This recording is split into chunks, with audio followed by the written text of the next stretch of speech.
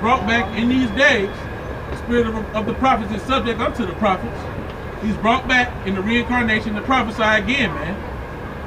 You know, hey, what's another precept? Got you, brother. 1 Corinthians 14. Oh, keep speaking, bro. Yeah, you know, every eye shall see him, and them which pierced him. You see? 1 Corinthians 14, verse 32. And the spirit of the prophets are subject to the prophets. Right. So that spirit comes back and is made to prophesy again. The Most High chose you to do a particular goal, and like with Jonah, he couldn't get away from what he had to do, man. The Most High made him do that. Right, brother. So that spirit is subject unto do the will and the bidding of Yahweh Bashim Yahushai each time it touches on the planet Earth, right? So that's it, man. He had to come back in these times, and probably times before that, to prophesy. You know? So that's what's happening right now, man. You got something? I'll go back to yeah, Ecclesiastes 9 and 15.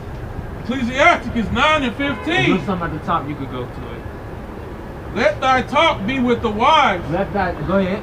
And all thy communication in the law of the Most High. Right, so you're supposed to be steady in these scriptures, man. Something that you should always be meditating upon. Something you should always be, your mind should be focused, which that still goes back to, you know, meditating, you know. But your talk should be in the law, man. It's supposed to encompass your whole life, man. You meditate on the precepts. You base your life about it. You ain't just a Hebrew Israelite on the weekends, then you a nigga 6 days out the week, you know? No, that's not how it goes. You meditate on thy precepts, you know? Oh, I got something. Now that I said that, right?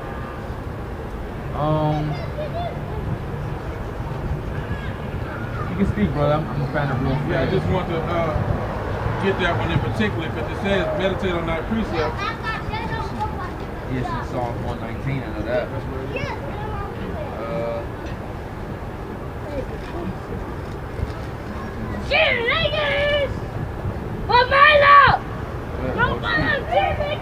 Yeah, you know, basically, that's what your every thought's supposed to be, your inward thought. You know what I'm saying? Because if you, what does it say?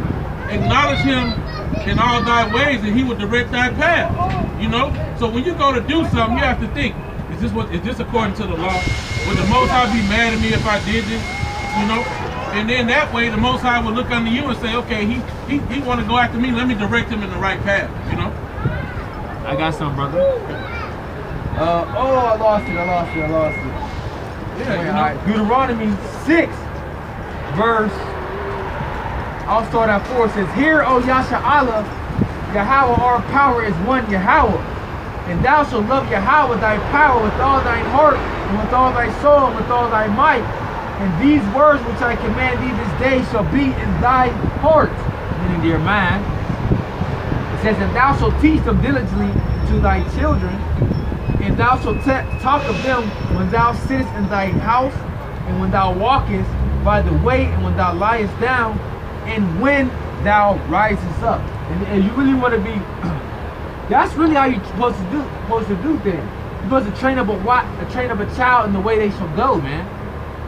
Okay, and really we're supposed to train up our children by the way of the scriptures, man. But why we can't do that? Because Esau's damn society, man. Now, we can, but once we send them off to school, they are being programmed to think Esau's type of way, to think carnal, to not be spiritual anymore, to start to believe in science, falsely called.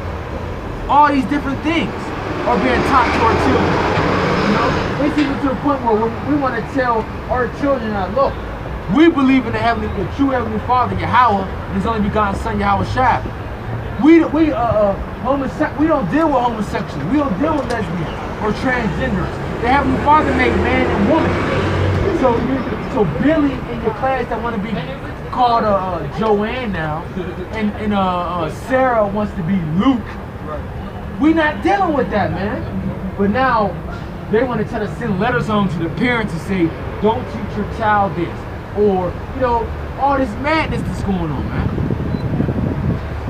But really, our children are supposed to be trained up in the scriptures, man. know, so when it says, well, now lies down, now it rises up. So what's going back to what we were saying, hey, you're supposed to always be in the scriptures. Yeah, it's a little more than what you had. Deuteronomy 6 and 8. And thou shalt bind them for a sign upon thine hand. They shall be as frontlets between thine eyes. And thou shalt write them upon the posts of thy house and on the gates.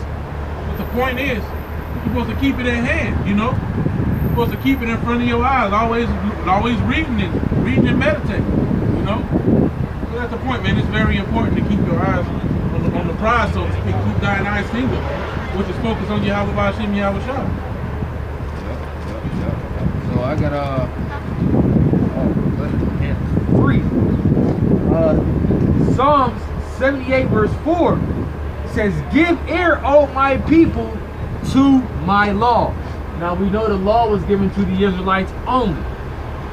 Incline your ears to the words of my mouth. I will open my mouth in a parable. I will utter dark sayings of old, which we have heard and known, and our fathers have told us. We will not hide them from their children, showing to the generation to come the praises of Yahweh and his strength and his wonderful works that he have done. So the praises of Yahweh Shah. Hey, we're supposed to be teaching our children these great miraculous things that the Lord have done. Have done, like the passage of Moses, Moses and Aaron, right, going through the Red Sea. You know, with our forefathers, our descendants, right? What's going on? Our descendants. We're supposed to tell our children, hey, that was from the grace and mercy of Yahweh Shah, our true power, that led us through the Red Sea and made a great way for us to escape from the Pharaoh. More heathens, which they're Africans, man. Okay? That he made us. We are supposed to teach our children. Yeah, we're supposed to teach our children the great and miraculous miracles that the Most High performed, you know, and his grace and his mercy and his power, you know. We're supposed to, hey, these stories are very interesting and very impactful, you know, and you have to paint that image to your children to let them know how great the Most High really is, you know. You have to really show that how powerful our power is to have done these things, man. He split the whole Red Sea, man, for them to walk on the bare ground, you know. And then as they came out, he closed it on the Pharaoh and his army, man. That's, you know how Moses hit a rock and damn near a river came out. You know how powerful that is? You know, but then now it's going back to the kids. Then they tell our kids go to school and then they get lied about Edomites going to the damn moon. That's what people are teaching our kids. They didn't even go to the moon. You know what I'm saying? That or here go another great one. They discovered a miracle. Come on, man. Like, see, that's folly, man. That's BS, man. And you know, in the story of telling you that they discovered it, they also let you know that natives was here, that people was here. Yeah. But they still call it a discovery. Yeah. Oh, that was a thievery, man. Yeah, thievery. Then they just vanished. Then because they got books like, where are the Aztecs? Where are the Incas? What do you mean where they at? They where y'all put them at? You know, even though that's not their true name, because those are Israelites, right? Aztecs, Incas, Mayans, those are Israelites. You know, under those false names. But when y'all went to those lands, South America, Central America, North America, like y'all destroyed them, man. To the point where they wasn't even in abundance no more. But that's a part of their curses too. So that's what a lot of you nigga tribes got not Slovakia. Let me rephrase that. That's what a lot of you so-called Negroes gotta understand. The curses just didn't happen to you. The last speaking tribes was getting destroyed. You see? Oh, okay, go ahead. At the same time. You know, but you people fail to realize that. Y'all don't look for further knowledge of these things happening. Because prior to us coming over here on slave ships, what you think was happening to our brothers and sisters in the Americas? Right? They were being raped, robbed, and murdered. and getting gathered on them slave ships just as well as y'all were. But it was a little bit before that. This is about the mid 1500s. Okay, even though in the 1500s, even starting in 1492 with Cristobal Colon. You know, and a few times with prior explorers happening before that, because Amerigo Vespucci, the Italian explorer, which America is named after, he was sailing sea, not exploring, brother, my bad, conquering, before so-called Christopher Columbus, man. Yup, Cristobal Colon, yup, the water, brother. So, and if y'all want to know the point we're getting at, the point is that I'm saying we're supposed to meditate upon these scriptures, and we're supposed to teach them to our children, because what? This is our heritage. Our heritage is not Christmas.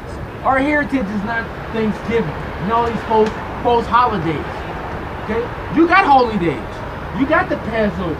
You got the Feast of Tabernacles, the Feast of First Fruits, Purim. You got these different things that is really your culture.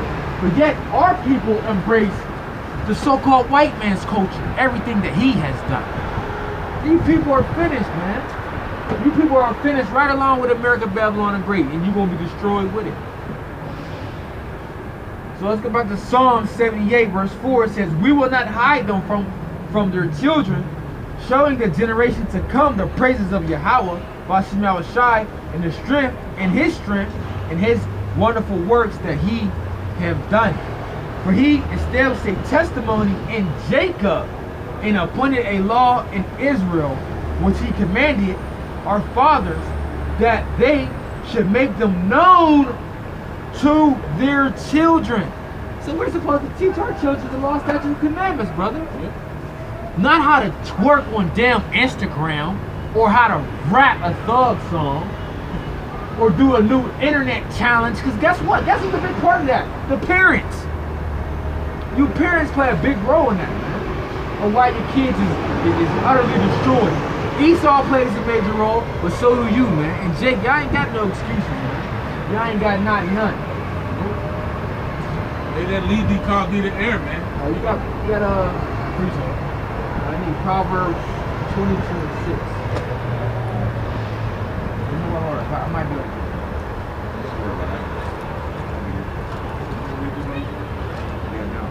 Proverbs 22 verse 6. Train up a child in the way he should go, and when he is old, he will not depart from it. So hey, that's plain, man. That don't need explain. You're supposed to train up your child in the ways of the scriptures, man. Not on the traditions of the scriptures, man. Not the traditions of the oppressor that what they taught them, man.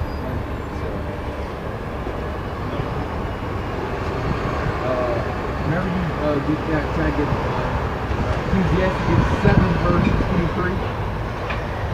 You said you got something going on where we going? All right, brother. Yeah. Psalms 119 and 9. Wherewithal shall a young man cleanse his way? By taking heed thereto, according to thy word. With my whole heart have I sought thee. Oh, let me not wander from thy commandments. Thy word have I hid in mine heart, that I might not sin against thee. Blessed art thou, O Yahweh, teach me thy statutes. With my lips have I declared all the judgments of thy mouth. I have rejoiced in the way of thy testimonies, as much as in all riches. I will meditate in thy precepts, and have respect unto thy ways. I will delight myself in thy statutes, and will not forget thy word. So that's what we're going into, man. That's the spirit you're supposed to be in concerning Yahweh Bashem Yahushua's word. This is how you can cleanse your way. And that's what he's looking for. He's looking for chaste virgins when he comes back. Them that put on those white robes of righteousness, man. Having their sins covered. Because why? Because they tried. You know, they tried to keep his ways. Yeah. And those of the elect will be justified. Alright, so Sirach 7:23, bro.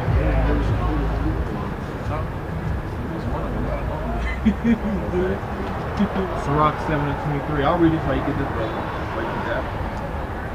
It says, Psalm 78 Verse 5, it says, for he established a testimony in Jacob and appointed a law in Israel, which he commanded our fathers that they should make them known to their children. So when it says he appointed a law in Israel, what does that mean? That's talking about his people, man. His people, because he gave us that land after we took down the Africans, man, which that land was originally called the land of Canaan. He says that the generation to come might know them, even the children which should be born, who should arise and declare them to their children. So it's showing you that it's supposed to be passed down and passed down from generation to generation. How you niggas pass down Christmas, man. How y'all pass down Thanksgiving. That's how, dope Dylan. That's how you supposed to be passing down the scriptures, man. This is our heritage. This is our culture. But yet, Jake's just out there, man. Jake is just y'all are completely lost, man. Y'all lost, man. I was lost for words, and I didn't even know what to say about Jake, man. You know? And we not perfect. We've been there. We've been at that stage. Okay? But we still gotta come out and tell y'all going off, man. Y'all going off. Yeah, hate the abomination vehemently. They that love the good hate the evil, so we hate the evil. You know? Yep. And it says, verse 7, it says that they might set their hope in the Most High and not forget the works of the Most High, but keep his commandments. And our people forgot the works of the Most High. They forgot his marvelous works. That's why when what was that? I think we got into the wilderness. They forgot what the Lord did for them. They start murmuring. That's what the Lord just jacked them up. Not only did they murmur, they created them another God to worship. Verse 8, it might not be as their fathers, a stubborn and rebellious generation, a generation that set not their heart aright, and whose spirit was not steadfast with Yahweh Shem Yahushua, man. And that's just you Jakes now, man. That's 2/3 of y'all, man. Y'all spirit, y'all heart ain't stand fast with Yahweh Shem Yahushua. Y'all spirit is steadfast in Jesus, man. Or whatever madness that y'all into. Right. Alright, so you can take yours, bro. Ecclesiasticus 7:23. That might be the point. Yeah. Ecclesiasticus or Sirach 7:23. Hast thou children, instruct them, and bow down their neck from their youth. Yeah, so what you gonna instruct them in? The way of wickedness? The way of science so falsely called? What, the public school system? No, the scriptures. That's what you gonna instruct your children in. Well, that's what you're supposed to do. Go ahead. Because the scriptures that teach you right from wrong, man.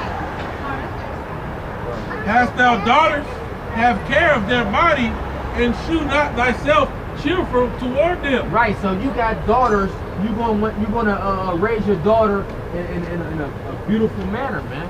You're gonna tell her like, hey man, you gotta treat your body with respect. Don't just be giving your body out there and dealing with all these men, man. Don't just be running around clubbing and all that madness that's promoted here with all that liberty, man. Don't dress in a way where men will start to lust after you, man. Yeah, you people shun the people in the so-called Middle East for dressing their body covered up, man. Which you women and your daughters is supposed to have their body covered, man. Because your daughter's body is covered for her husband soon to be, and the wife is covered for her own husband, for only his eyes to look on, man. But y'all look at them like they're in the wrong way. No, you're in the damn wrong way, man. Right. And you know, people that's still caught up in their emotions and been, westernized and Babylonized, they'll look at that scripture like, oh, why you being mean to the daughter? That's a protection for that daughter. Yep. Because truth be told, the Most High said that you only supposed to have one husband. Yep. So once you go beyond that, and that man's still alive, you worthless, man. Yeah. You are worthless, basically. So you just he's protecting you. Hey, look, make sure when you do it that you are married and that you're sticking with that dude. because otherwise you're gonna be looked at as a harlot. That was a sin worthy of death. Yeah. You played the harlot before your time to get married. Yeah, because that what you was bringing shame to your father and to your household, man. That's a sin.